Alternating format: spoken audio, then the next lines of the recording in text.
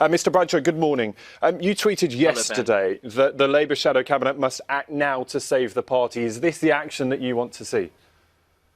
Well, I think it was in the early hours of this morning when this extraordinary news came through in the middle of the night.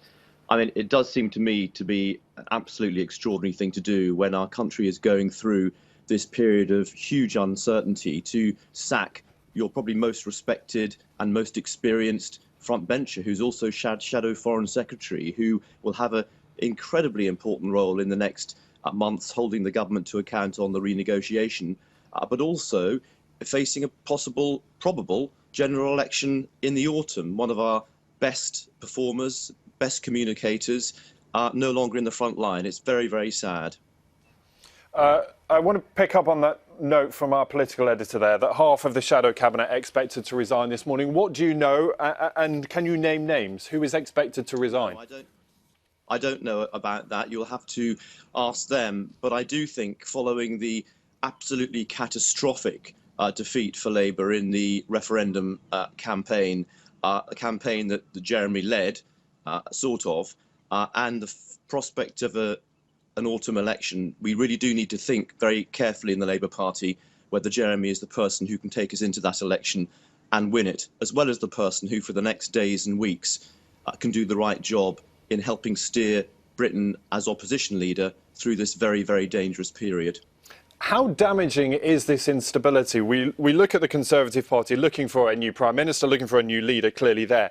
In the Labour Party, also now this unrest. How damaging is it for everybody else that there is no one taking control here? Well, I think it's very unsettling for people. I think the public are bewildered by the aftermath of the referendum result. I've talked to quite a lot of people in my own constituency who voted leave, who now regret it.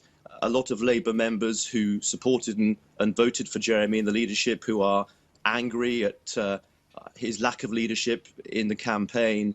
And there's no real leadership in the country at the moment. And we need that. We need it both in government, but critically, we need it in our main opposition party.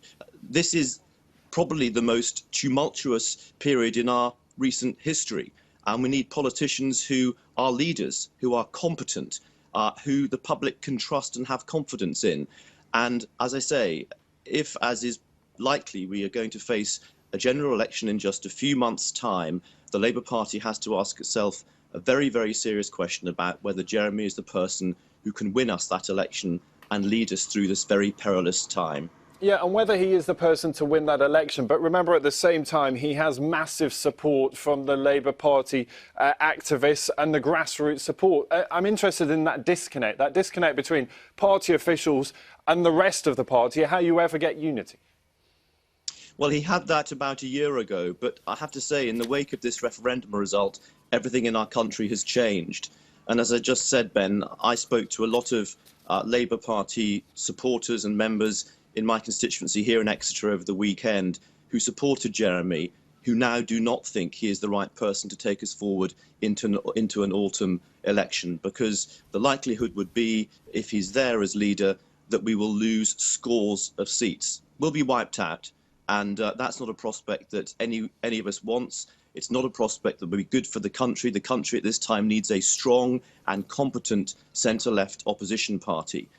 Because of the uncertainty that you just referred to.